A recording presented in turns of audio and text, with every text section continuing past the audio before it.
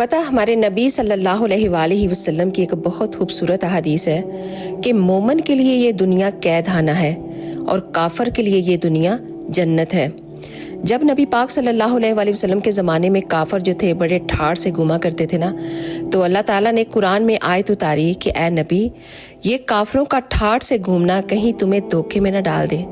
तो पता कैदखाने की सबसे बड़ी निशानी क्या होती है कि जब भी उसका दरवाज़ा खुले तो आप खुशी खुशी उस दरवाजे से बाहर आ जाओ। और ये जो लोग हैं जो इस दुनिया को अपनी जीत समझ बैठे हैं, खुशियां मना रहे हैं, याशियों में पड़े हुए हैं, दिन रात उनके घरों में पार्टियां चल रही हैं, अल्लाह और उसके रसूल के हुक्मों को किस तरह वो पामाल कर रहे हैं, तो वो ये नहीं जानते वो जो मर्जी कर लें वो सीधे रास्ते पर नहीं है।